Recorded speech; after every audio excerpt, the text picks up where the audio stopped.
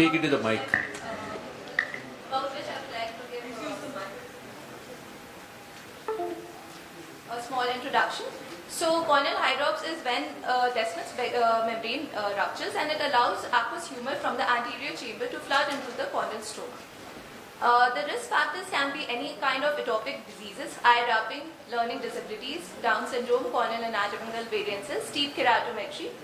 So when the patient comes to us, the main complaint is decreased visual acuity, as well as complaints about redness, watering, signs of discomfort, pain.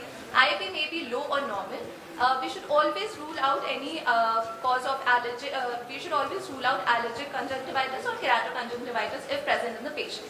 On slit lamp examination, corneal edema, Descemet membrane break can be seen, holes in the Descemets, corneal opacification can be seen, and in the anterior chamber, depth can be modified due to fluid dynamics. Coming on to diagnostic imaging, so we can get a corneal topography done of the patient. We can also get ultrabiomicroscopy done. In vivo confocal microscopy can give a very significant information about each layers of the cornea. And the most commonly and reliably used is ASOCT, which we use. Coming on to the management, so this normally spontaneously resolves on its own within the time period of 2 to 4 months. But if a patient requires, we can go for medical management, in which we can use topical hypertonic saline, topical steroids, topical lubricants, antibiotic drops, cycloplegic agents, example atropine, and topical anti-glaucoma medication. In invasive intervention, we can go for intracameral gas injection. In this, what we do is we inject an air or a gas bubble in the AC, and with the pressure, the cornea, with the pressure on the cornea, there is reattachment of the Descemet's membrane. We can also conjunct paracentesis along with intracameral gas injection. We can also go for DAL, or we can go for endothelial keratoplasty, including DSEC and DMEC. This helps in better corneal clearing, as well as also helps in improving the visual acuity of the patient. Ultimately, if there is any stromal scarring present, we can go for corneal transvaal penetrating keratoplasty. Supportive measures, we can prescribe bandage contact lenses, which helps in relieving the patient symptomatically. Patient counseling is very necessary. We need to educate the patient about the disease as well as its reoccurrence, and we should always guide the patient to have a realistic expectation of improvement in the visual acuity. Long-term management, we should monitor the patient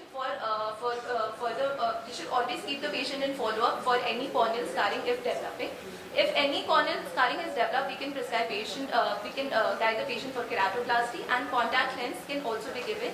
For example, rigid gas permeable lenses or scleral lenses.